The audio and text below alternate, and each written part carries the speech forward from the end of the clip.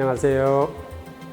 이번 시간에는 3법인 중에 하나인 일체계고를 가지고 생명의 진화를 설명을 해보겠습니다.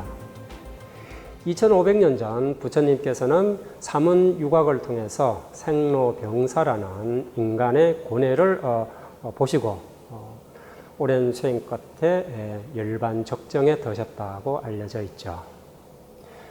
이러한 일체계고, 괴로움을 가지고 생명의 진화를 한번 설명해 보도록 하겠습니다. 생명은 왜 죽는가? 이건 사실은 굉장히 진지한 생물학자들의 질문입니다. 생명은 왜 죽을까요? 지금 보시는 왼쪽 슬라이드는 다윈의 거북으로 알려져 있습니다. 다윈이 갈라파고스 섬을 방문했던 200년 전 거북이를 데리고 와서 영국에서 이제 쭉 키웠었는데 2012년 6월에 이 거북이가 죽게 되죠. 아마 이 거북의 수명은 200년쯤 되지 않을까라고 생각이 듭니다. 굉장히 오래 살았죠. 오래 살긴 했지만 여전히 이 거북은 죽었습니다. 오른쪽에 있는 슬라이드는 제가 호주 아들레이드 대학의 안식년을 갔다가 살아있는 화석이라고 그래서 아들레이드 식물원에서 직접 찍어 온 사진입니다. 월레미 소나무라고 알려져 있는데요. 이건 2억 년 전 화석 기록으로 남아 있었던 식물인데 어떻게 발견을 해서 이렇게 키우고 있는 식물입니다. 이 월레미 소나무 또한 언젠가는 죽습니다. 도대체 생명체는 왜 죽을까요? 답을 먼저 말씀드리면 생명체는 자기 자신의 내적 질서를 유지하기 위해서 끊임없이 이 물질 대사를 통해서 흐름으로서 존재하고 있다라는 말씀을 드렸는데요. 그 흐름이 완벽하지는 않아서 조금씩 무질서도가 축적이 되게 되고 그러한 무질서의 축적이 도저히 감당할 수 없는 상태까지 가게 되면 결국은 죽게 됩니다. 결국 죽음에 이르게 되는 상태, 그 상태를 생물은 그걸 극복하기 위해서 불멸의 복제자를 만들었다라는 주장이 전 시간에 설명을 했던 화학 진화 이론입니다. 그런 불멸의 복제자를 가진 최초의 생명, 그것이 루카라는 공통조상이라고 말씀을 드렸고요. 이 루카라는 공통조상이 끊임없이 환경에 적응해 나가는 과정에서 자기 자신을 복제하면서 굉장히 다양한 생명체들을 만들어내게 됩니다. 이 아래쪽에 있는 세균류부터 시작해서 위로 가면서 식물, 곰팡이, 이런 다양한 동물 종들이 출현을 하게 되고 궁극적으로 아주 최근에 인간이라는 종이 나타나게 되죠. 이러한 다양한 종들이 형성되는 원리, 그거를 다윈의 자연 선택설로 설명을 하고 있습니다. 이런 생명의 진화, 자연 선택설에 대해서 한번 설명해 보도록 하겠습니다.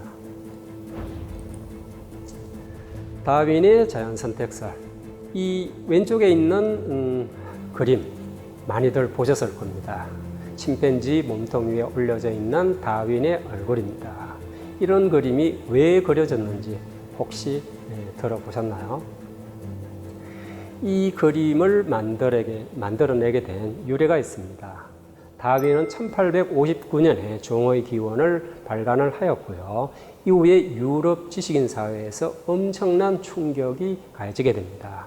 그런 상황 하에서 종교 분야에서 특히 이 기독교를 믿는 창조론을 신봉하는 분들이 이 창조론과 진화론 논쟁을 한번 해보자라고 도전을 하게 됩니다. 1860년 옥스퍼드 대강당에서 다윈의 불독이라고 불려지는 토마스 헉슬리와 종교 쪽에서는 윌버포스 대주교 두 분이 나오셔서 엄청나게 많은 청중들 앞에서 창조론 대 진화론 간의 대논쟁이 벌어지게 됩니다. 이 논쟁의 결과 이런 캐리커처가 만들어지게 되는데요. 그 논쟁에서 아마도 토마스 헉슬리가 윌버포스 주교를 거의 압도적으로 그냥 눌렀던 것 같습니다. 그런 상황 속에서 윌버포스 주교가 논쟁에서 밀리는 상황 하에서 이와 같은 굉장히 촌철살인의 질문을 던집니다.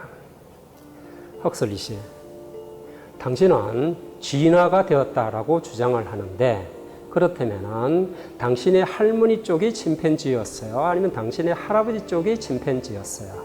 그런 질문을 던지고 그 자리에 있었던 많은 청중들이 대폭소를 터뜨리게 되는 거죠.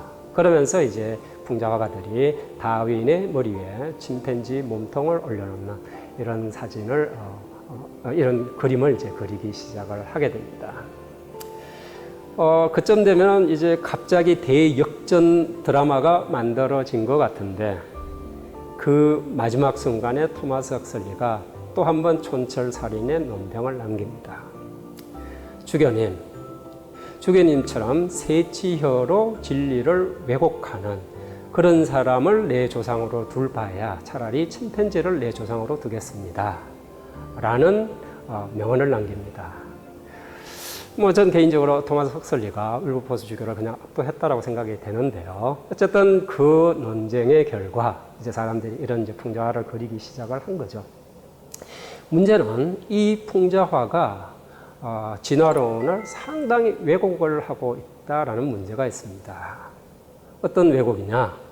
침팬지가 인간이 되었다. 즉 침팬지에서 인간으로 진화가 되었다라는 왜곡입니다. 다윈의 자연 선택설에서 진화는 그렇게 설명하고 있는 게 전혀 아닙니다. 앞에서도 제가 말씀드렸지만 인간과 침팬지의 공통조상이 한 600만 년 전에 있었다. 그러니까 인간과 침팬지가 공통조상을 공유하고 있다라는 주장이 진화론의 핵심입니다. 지난 시간에도 말씀드린 것처럼 침팬지 입장에서 봐서 그 공통조상은 인간을 닮았을 것이고요. 인간의 입장에서 그 공통조상은 침팬지를 닮았을 것입니다. 누구의 입장으로 들여다보느냐에 따라서 그 동물이 서로 다르게 보일 수밖에 없죠. 인간의 조상은 침팬지가 아닙니다. 마찬가지로 침팬지의 조상도 침팬지가 아닙니다. 그냥 공통조상이 있었다라는 것이 자연선택설의 기본 논리입니다. 이제 그런 자연 선택설을 조금 설명을 해 보겠습니다. 자연 선택설을 들여다보면 불교의 원리 중에 하나인 사성제를 참 쉽게 떠올리게끔 만듭니다. 다윈이 설명했던 자연 선택설, 이걸 설명하기 위해서는 자연 선택이 어떻게 일어나는지를 조금 설명할 필요가 있는데요. 오른쪽 그림에는 기린의 이제 목이 길어지는 과정을 설명하는 진화론의 핵심이 지금 들어가 있습니다. 이 그림을 보면서 자연 선택의 세 가지 조건 그리고 그 조건 하에서 어떤 방식의 자연 선택이 이루어지는지를 설명을 해 보겠습니다. 세상에 존재하는 모든 생물종은 자기 자손을 과잉으로 생산을 합니다. 엄청나게 많은 자손들을 낳아요. 제가 재미삼아 이런 자손의 과잉 생산을 설명하기 위해서 구피를 예로 드는데요. 저희 집에 지금 구피가 거의 한 7, 8년째 살아가고 있습니다. 구피를 키워보시는 분들은 잘 알 거예요. 특히 잡종 구피를 키워보시면 얘네들은 굉장히 생존력이 강하기 때문에 거의 죽는 일이 없습니다. 근데 얘네들이 한 3개월 정도 한 쌍을 키우면은 한 30마리씩 새끼를 낳거든요. 그렇게 새끼를 낳고 하면은 뭐 한 6개월, 7개월 키우면은 제가 키우는 이 항아리에 구피가 가득 차게 됩니다. 그럼 이제 그대로 그냥 내버려두면은 병이 생겨서 막 죽게 됩니다. 그러니까 이 병이 생기지 않고 잘 관리를 하려면 어떻게 해야지 되느냐? 저희들은 구피를 이웃집에다가 선물을 합니다. 이웃집이 부족하면 친척한테도 주고요. 친척한테도 부족하면 다른 동료들한테 줍니다. 그러니까 계속 나눠주고 있는 거죠. 그러면서 제가 생각이 든 게, 이러다가 나중에 지구 생태계의 우점종이 구피가 되는 거 아니야? 라고 생각을 하기도 합니다만. 어쨌든 구피뿐만 아니고 모든 생물종이 자손을 과잉 생산합니다. 어느 정도 과잉 생산을 하느냐? 주어진 환경이 그 생물종을 지탱할 수 없을 정도로 과잉 생산을 합니다.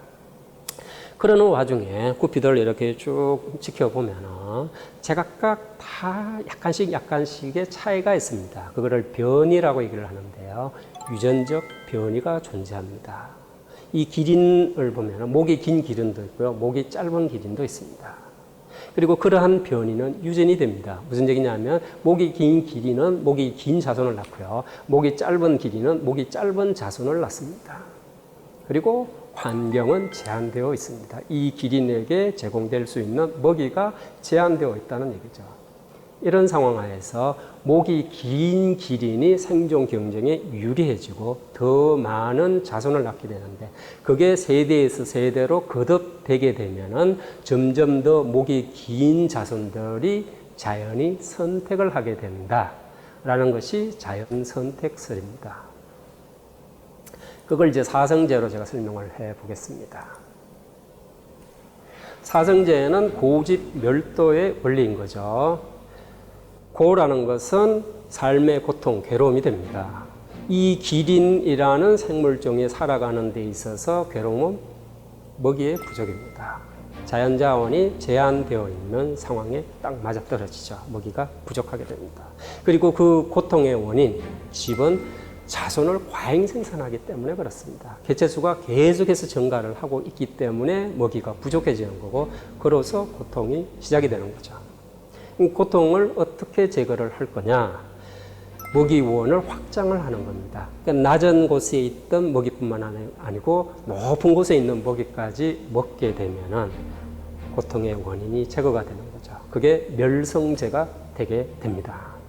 그리고 도성제는 그런 고통의 제거 방법으로 자연 선택이 작동을 한다라는 것입니다. 이러한 자연 선택이 목이 긴 기린을 계속해서 선택을 하게 되면은 유전자 풀, 유전자 집단이라고 번역을 해야 될까 조금 애매해서 그냥 풀이라는 용어를 썼는데요. 유전자 풀의 변화가 일어나게 되고 그게 바로 진화인 것입니다. 물론 이때 말하는 진화는 창조론이 주장하시는 그 소진화에 해당이 됩니다. 근데 이런 소진화들이 계속해서 축적이 되게 되면 새로운 종이 출현하는 대진화가 나타나게 될 테고요. 그런 대진화의 사례는 우리가 주변에서도 꽤 많이 보게 됩니다. 예를 들어서 제갈매기라는 사례를 사례로 많이 드는데요. 제갈매기가 이 북반구 거쳐가면서 조금씩 변형된 형태의 종으로 바뀌어져 나가 있습니다. 근데 아주 가까이 있는 두 제갈매기 종은 번식을 해서 자손을 낳을 수 있습니다. 아직 두 종이 완전히 분리된 종이 아닌 상황이죠. 근데 꽤 먼 거리에 떨어져 있는 제갈매기하고 교배를 해보면 자손을 못 낳습니다. 둘은 이미 종으로 분화가 된 거죠. 이 진화의 과정이 그렇게 서로 조금씩 변형되다가 궁극적으로 서로 다른 종이 되게끔 진화가 일어나게 된다라는 것이 자연 선택이고 이 고집멸도라는 사성제를 설명하는 원리가 아닌가 생각이 됩니다. 이제 자연 선택 이론에 대해서 조금만 더 설명을 하겠습니다. 잘 아시는 것처럼 찰스 다윈은 진화론을 처음 주창한 주창자가 아닙니다. 예를 들어서 찰스 다윈 이전에도 기린의 목 설명을 하는 라마르크, 용불용설을 주장을 해서 잘못된 논리를 주장한 학자로 유명하죠. 그분도 진화론자입니다. 다윈 이전에. 그리고 심지어 찰스 다윈의 할아버지였던 에라스무스 다윈도 진화론자입니다. 그러니까 다윈이 처음으로 창조론이 지배하는 그 패러다임 속에서 진화론을 주장한 게 아닙니다. 그런데 왜 우리가 다윈 하면은 진화론을 떠올릴까요? 혹은 진화론 그러면 찰스 다윈부터 제일 먼저 머릿속에 떠올릴까요? 이유가 있습니다. 다윈이 종의 기원이라는 책을 통해서 어떻게 진화가 진행이 되었다라는 자연 선택이 적용되는 무수히 많은 사례를 종의 기원이라는 책에다가 담아서 진화에 의해서 이 생명체가 끊임없이 변화하고 있구나라는 것을 단박에 유럽 지식인 사회를 설득을 시켰기 때문에 진화론, 그러면 찰스 다윈을 떠올리는 것입니다. 이런 아이디어, 자연 선택 이론이라는 아이디어가 찰스 다윈을 진화론의 마치 시조와 같은 그런 인상을 갖게 만든 겁니다. 다윈은 어떻게 자연선택 이론을 만들어냈을까요? 그 얘기를 간략하게 좀 해보겠습니다.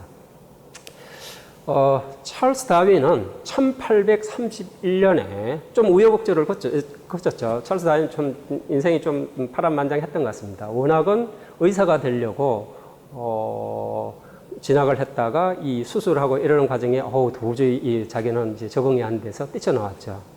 그러고 난 다음에 그 아버님이 아마도 그럼 이제 신부가 되어라 그러고 이제 신학대학을 보냈는데 거기서도 적응을 하지 못하고 나와서 이제 뭘 할까 고민을 하는 가운데에서 비글호 성선의 행운을 얻게 됩니다.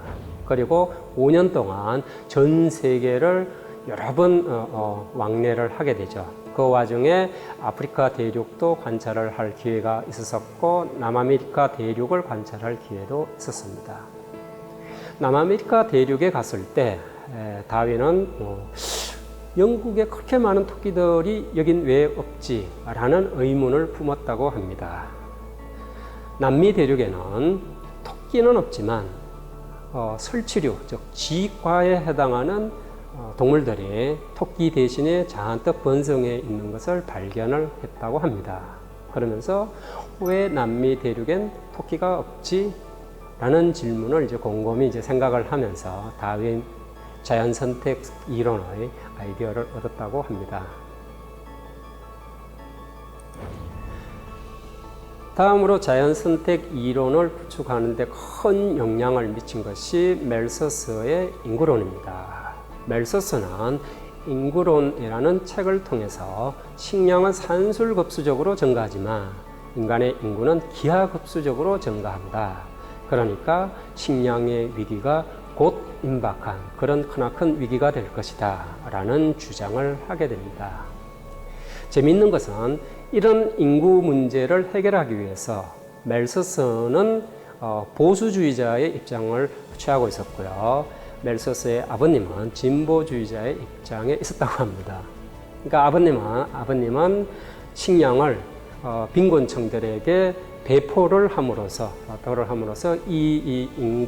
식량 문제를 해결을 해야지 된다라고 주장을 하신 것이고요. 토마스 멜서스는 빈곤층이 자손을 낳지 못하게끔 제약을 함으로써 이 식량 위기를 해결을 해야지 된다라고 주장을 했다고 합니다. 어쨌든 이 멜서스의 인구론이 이 자연선택 이론의 큰 바탕이 된 거죠. 그냥 내버려두면 모든 생물종은 기하급수적으로 자손을 낳는다라는 아이디어를 갖게 되었습니다. 다음으로 자연선택, 무엇이 선택하고 그 선택이 어떻게 작동을 하느냐라는 아이디어를 다윈이 어린 시절을 보냈던 그 농촌에서 얻게 됩니다. 농촌에서 농부들이 가축을 키우고 식물을 재배하고 하는 과정을 가만히 들여다보니까 끊임없이 인공선택을 통해서 가축과 작물을 개량을 하고 있더라라는 것을 발견을 한 것이죠.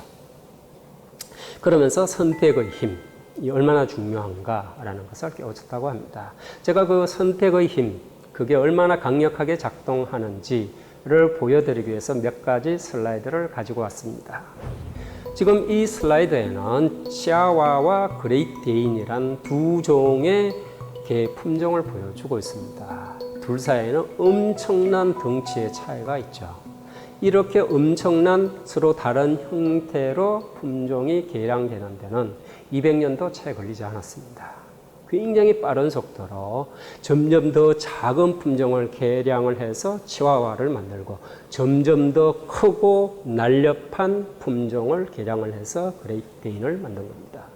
근데 이 두 품종이 같은 종이기는 해. 그걸 어떻게 아느냐? 둘 사이의 교배를 통해서 자손을 얻을 수 있다라는 사실로 알 수 있습니다. 둘을 교배를 하면 자손이 나오고 그 자손은 이후에 자손을 또 만들어내게 됩니다. 생물학적 종의 정의가 정확하게 그것이죠. 두 생물종 간의 교배를 통해서 생식 가능한 자손을 낳으면 그걸 같은 종으로 한다라고 정의를 하고 있습니다.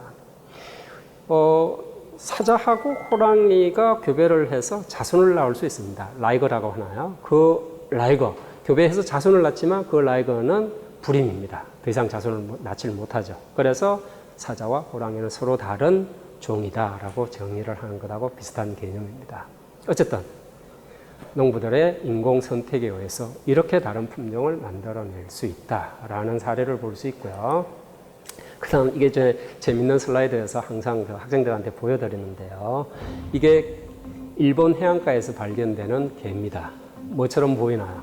저는 이거 보면은 꼭 무슨 썩난 그런 어떤 무사의 모습을 보고 있는 것 같아요.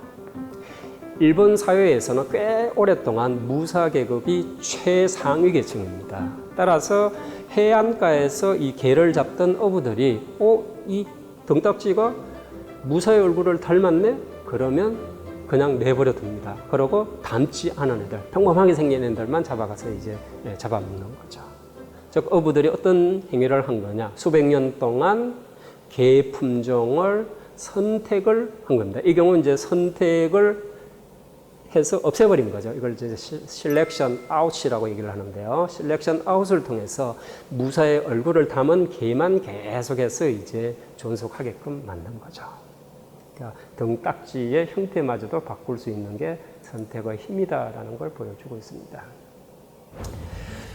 그다음 이 슬라이드는 드미트리 벨리에아프라는 러시아 생물학자가 우연히 이제 숲속을 거닐다가 붉은 여우 새끼들을 발견을 했다고 합니다. 아마 그 어미가 뭐 어떤 불운을 겪었는지 모르겠지만 어미가 이제 잃어버린 혹은 어미가 죽고 살아남은 이제 새끼들이 아니었을까 생각이 드는데요. 그 새끼들을 이 드미트리가 집으로 데리고 와서 집에서 키우는데 이제 좀 온순하고 순종적인 놈들만 계속 선발을 한 거죠.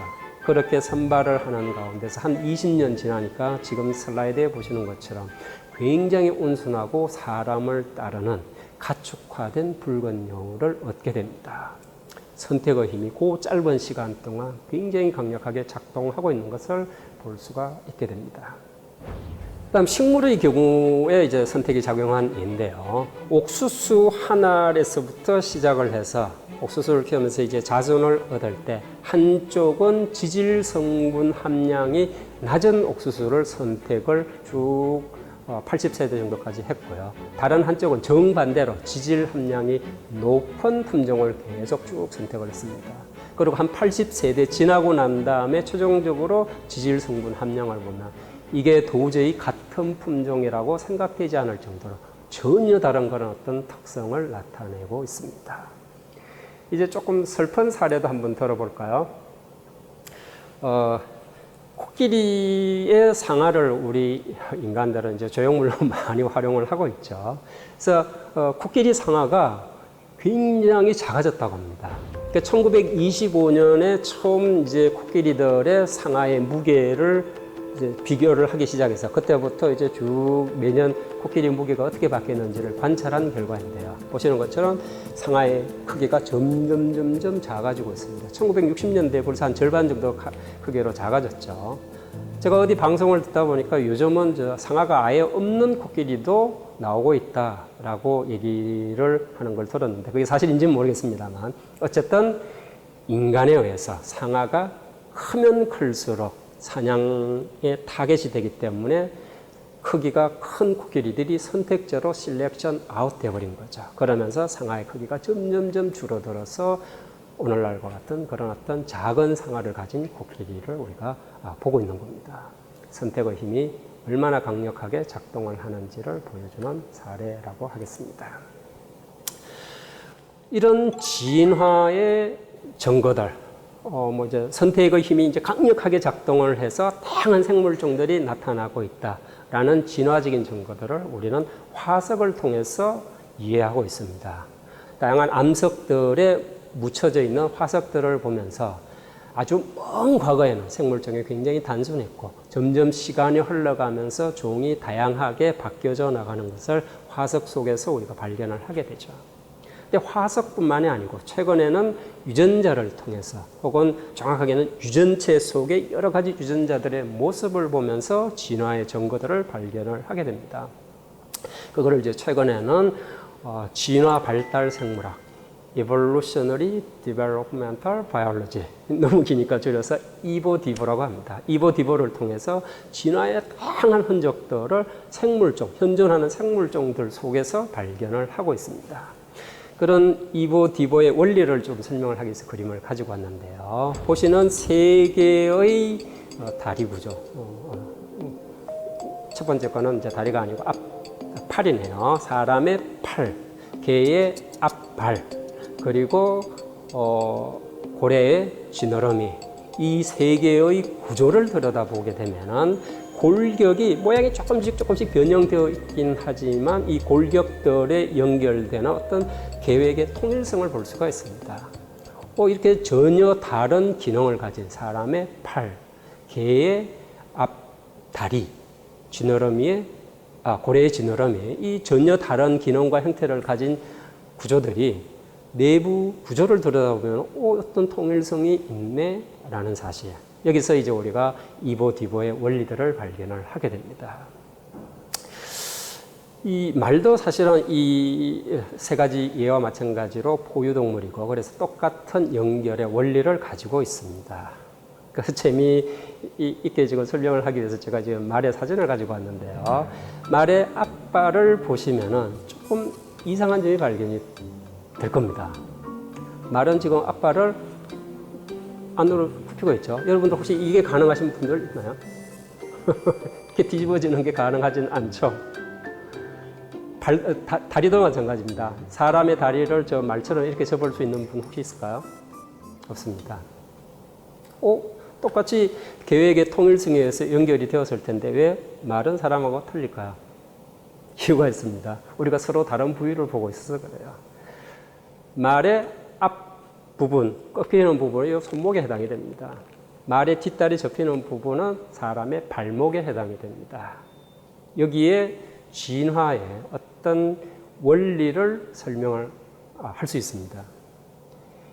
계획의 통일성에 따라서 연결이 되어 있긴 하지만 그게 비례에 있어서는 서로 굉장히 다른 비율을 가지고 진화를 하고 있구나라는 걸 보여주고 있습니다. 또 다른 진화적 설명 중에 하나로 우리 진화생물학자들이 많이 이제 예로 드는 게 이제 진화적 한계라는 설명을 하고 있습니다. 그러니까 진화적으로 모든 그런 어떤 기관들이 다 가능한 것이 아니고 진화적인 한계가 있어서 어떤 변형은 쉽게 일어날 수 없는 것들을 볼 수가 있습니다. 지금 목뼈에 대해서 설명을 하려고 하는데요. 슬라이드에 보시는 것처럼 얼룩말은 목이 굉장히 길죠. 사람은 짧다고 얘기를 해야 되나? 얼룩말에 비해서 훨씬 짧고. 그렇지만 저런 물새에 비해서는 목이 또 깁니다. 심지어 고래에서는 목이 없죠.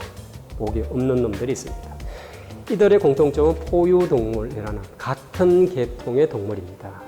그리고 목뼈의 개수를 세어보면은 모두 공통적으로 목뼈가 7개가 있습니다. 놀랍지 않습니까? 저 얼룩말이 왜 7개의 목뼈만 있어? 저 한 10개 그냥 같이 들어있으면 안 돼? 라는 생각이 듭니다. 고래는 아예 목도 없는데 그 왜 목뼈가 필요하지? 없어도 되는 거 아니야? 라는 생각이 듭니다. 왜 모든 포유동물들이 7개의 목뼈를 가지고 있을까요? 그게 이제 진화적 한계를 보여주고 있는 사례입니다. 이 목뼈의 개수를 결정해주는 유전자가 있습니다. 그 유전자가 혹스라는 유전자인데요. 이 혹스 유전자가 목뼈의 개수를 결정해 줄 뿐만 아니라 사실은 또 다른 기능도 합니다. 이게 활성산소종을 제거하는 역할. 하나의 단백질이 두 가지 역할을 동시에 하는 거죠. 하나의 단백질이 두 가지 역할을 하는 사례는 생물학을 공부하다 보면 꽤 많이 보입니다. 이런 한 가지 단백질이 목뼈의 개수와 활성산소를 제거함으로써 암이 발생되지 않게끔 하는 특성을 부여하는 두 가지 역할을 하기 때문에 혹스 유전자는 쉽게 진화적인 변화를 거칠 수가 없습니다. 쉽게 진화적 변화가 일어나지 못하기 때문에 목뼈의 개수가 그게 아무리 길어도 아예 없어 보여도 7개로 그대로 유지가 되는 겁니다. 그거를 이제 진화적 한계라고 얘기를 합니다. 그러니까 이게 목뼈의 개수를 더 이상 어떻게 늘리거나 하는 그것이 가능하지 않은 것이다라는 얘기죠. 근데 앞에 보여드린 백조의 경우는 어떨까요? 백조도 목이 굉장히 긴 동물 중에 하나죠. 백조도 저게 목뼈가 7개인가? 아닙니다. 백조는 목뼈가 15개입니다. 예? 쟤는 왜 목뼈가 또 15개야? 쟤는 포유동물이 아닙니다. 조류죠. 그리고 조류는 비행이라는 과정을 진화적으로 획득하면서 활성산소종을 제거하는 새로운 유전자를 만들어내게 됩니다. 그것도 아마 이제 고집멸도로 아마 설명을 할 수 있을 것 같은데요.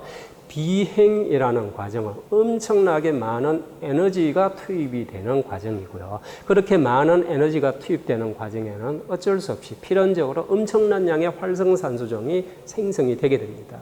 그러다 보니까 혹수 유전자 하나만 가지고는 이 활성산소종을 효율적으로 제거를 못하게 되죠. 그래서 진화적인 필요에 의해서 혹스가 아닌 다른 활성산소종을 제거하는 새로운 유전자를 획득을 하게 됩니다.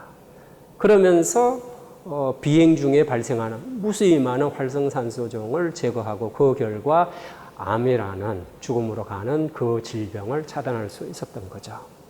그러면서 어떤 진화적인 변화가 일어났느냐? 이제 목뼈의 개수가 자유로워질 수 있게 된 겁니다. 혹스 유전자의 변형이 허용이 되는 진화가 일어나게 된 겁니다. 그러면서 새 종류는 목뼈가 길면 거기에 합당한 목뼈의 개수가 나타나게 됩니다. 이런 진화적 한계를 얘기하다 보면은 불법에서 얘기를 하는 12연기 좀 관련이 되어 있는 것 같습니다. 이미 앞에 선행되어 있던 것을 벗어나는 다른 변화가 있을 수 없다 이거죠.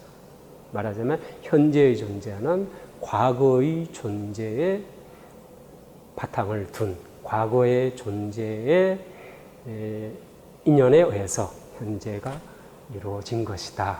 이런 연기론을 설명하는 것 같습니다. 역시 이미 진행된 진화 과정을 되돌릴 수 없다라는 것을 보여주는 대표적인 사례 하나로서 우리는 눈을 들고 있습니다. 사람의 눈, 굉장히 정교한 그런 어떤 기관 중에 하나로 알려져 있습니다. 지금 현재 우리가 굉장히 과학 문명이 뛰어나게 발전을 했어도 사람의 눈과 같이 정교하게 작동하는 카메라는 못 만들고 있습니다. 인간의 눈은 굉장히 정교하게 잘 만들어진 눈이죠. 그래서 완벽하게 신의 모양을 본따 만든 눈이 아닌가 이런 생각들을 초기에는 했다고 하는데요. 최근에 오징어 눈하고 사람 눈을 비교를 해서 봤더니만 오징어 눈이 사람의 눈보다 훨씬 더 뛰어난 성능을 가지고 있네 라는 사실을 알게 됩니다. 무슨 얘기냐 하면 많이 들어보셨을 건데 사람의 눈은 맹점이라는 걸 가집니다.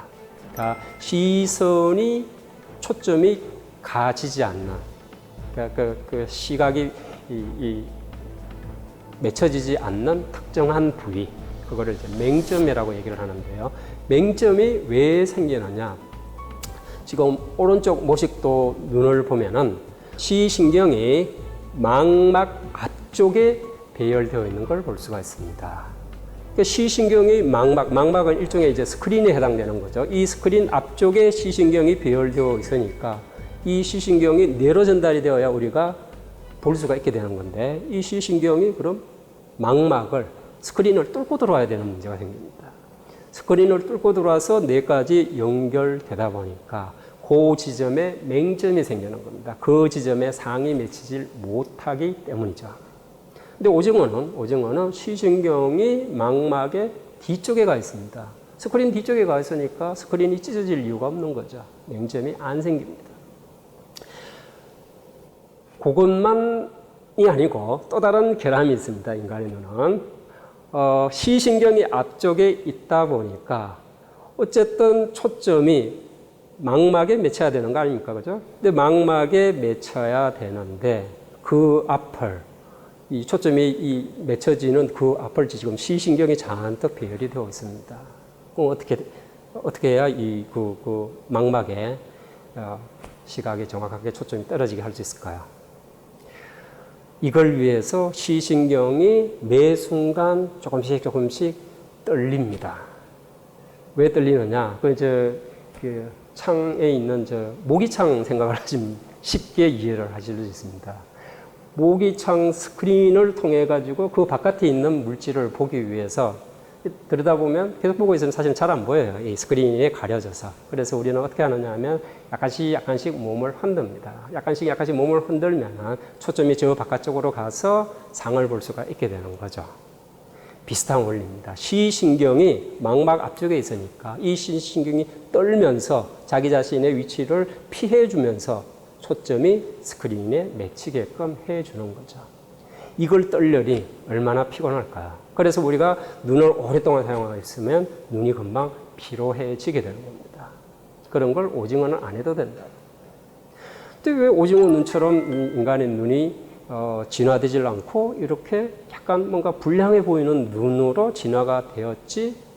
진화의 원 시작점으로 가야 이 문제가 해결이 됩니다. 아마 오징어하고 사람은 서로 다른 조상을 당연히 가졌겠죠. 그러면서 빛을 보기 위해서 어떤 이유로 인간의 조상 동물은 아마 시신경이 앞쪽에 있고 망막이 뒤에 있는 상태로 빛을 흡수하는 것이 쉬웠던 원시동물이었을 겁니다. 오징어는 반대로 망막이 앞에 있고 시신경이 뒤쪽에 있는 게 유리한 그런 원시동물이었을 겁니다. 거기서부터 출발을 해서 눈이라는 기관이 만들어지기까지 오랜 진화 과정을 거치면서 그것이 고착이 되어버리면 어느 순간 이거 불편하네 뒤집어 라는 것이 불가능해진다라는 거죠. 그게 진화적 한계이고 앞에 있었던 거에 의해서 지금 내가 있다라는 연기론에 닿아 있는 진화론적인 설명인 것 같습니다. 지금 이 슬라이드는 진화적 한계를 굉장히 잘 설명하고 있는 브리콜라주를 보여주고 있습니다. 브리콜라주라는 건 뭐냐 하면은 지금 이 그림에서는 이 자동 계란 프라이기를 만드는데 주변 창고에 쌓여있던 여러 가지 물건들, 원래 쓰던 목적이 다른 물건들을 그냥 엉기성기 연결시켜가지고 자동 후라이기를 만든 겁니다. 진화라는 것이 이런 방식으로 진행이 된다는 겁니다. 이미 한번 만들어져 있던 그 형태, 기관, 이거를 갑자기 획 뒤집어가지고 다른 걸 만드는 게 아니고 주어진 한계, 그 조건 하에서 새로운 것들을 조금씩 보태는 브리콜라주와 같은 그런 방식으로 진화가 일어난다라는 것을 이 그림이 잘 보여주고 있는 것 같습니다. 이와 같은 이제 상황들을 러시아의 진화생물학자의 거두라고 할 수 있는 도브잔스키 교수님이 진화라는 개념, 그 개념을 통하지 않고는 생물학에 그 어떤 것도 의미가 없다라는 명언을 남기셨습니다. 진화생물학자들 모두가 좋아하는 말이고 생물학자들 또한 모두 동의하는 말입니다. 전 개인적으로 발생학을 하고 있는데요. 발생학 공부를 하다 보면 거의 대부분의 결론이 진화론에 닿아 있습니다. 진화적으로 설명이 가능하지 않은 어떤 가설을 제가 세웠다. 그럼 제가 가설을 잘못 세운 겁니다. 제가 뭔가 착각을 해서 엉뚱한 판단을 한 겁니다. 진화적으로 의미가 없으면 생물학이 그 어떤 것도 의미가 없다라는 얘기를 하고 계십니다.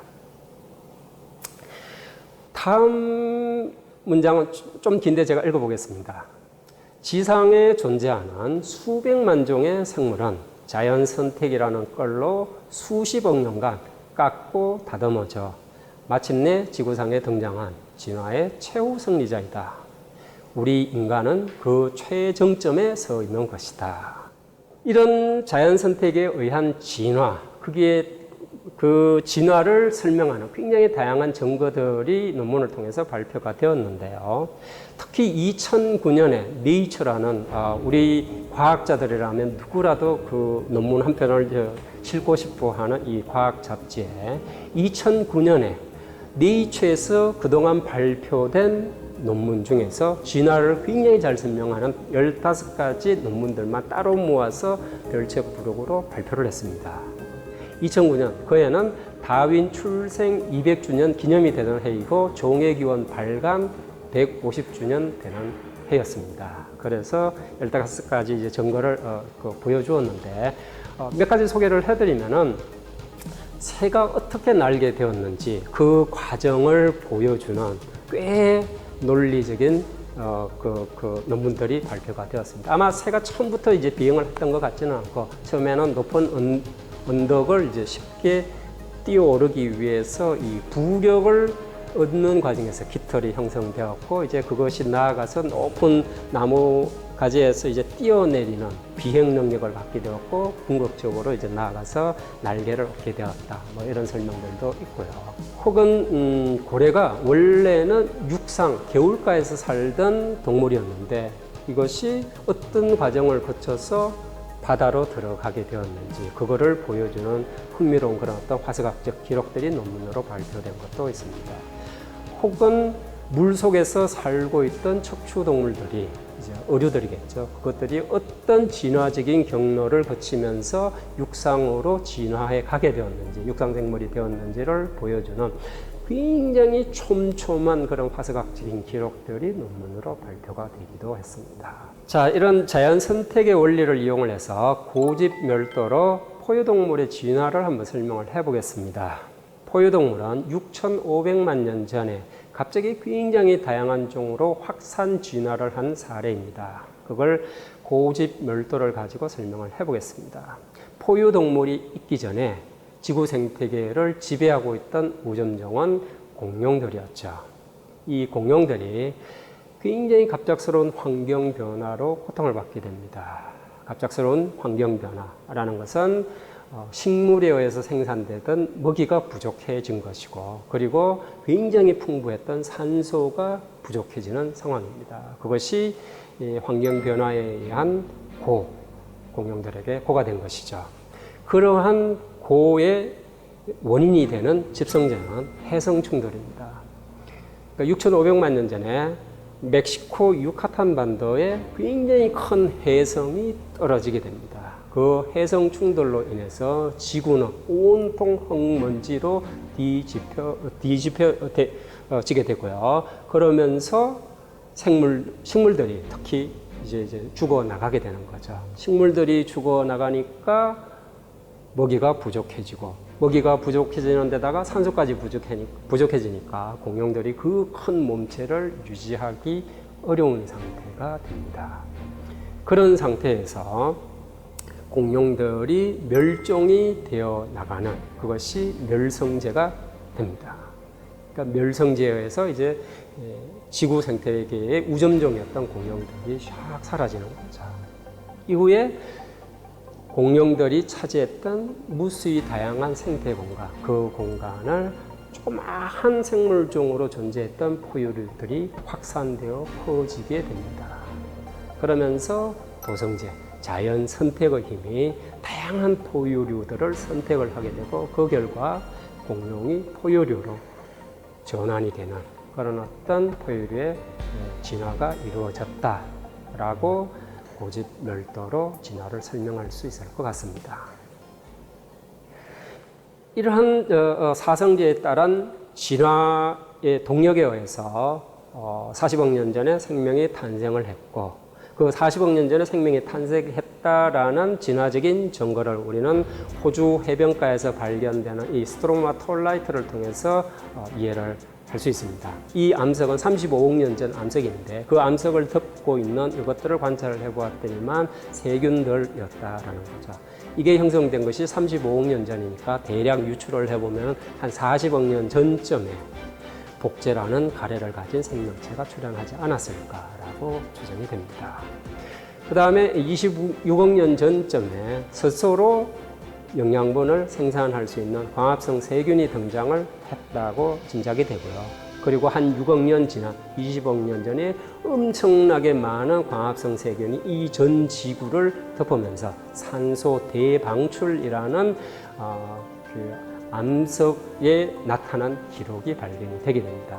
20억 년 전에 있었던 암석들은 전부 다 불그스름하게 산화되어 있는 것을 볼 수가 있게 됩니다. 엄청나게 폭발적으로 산소가 방출이 되면서 암석이 변화된 기록들을 우리가 볼 수가 있는 것이죠.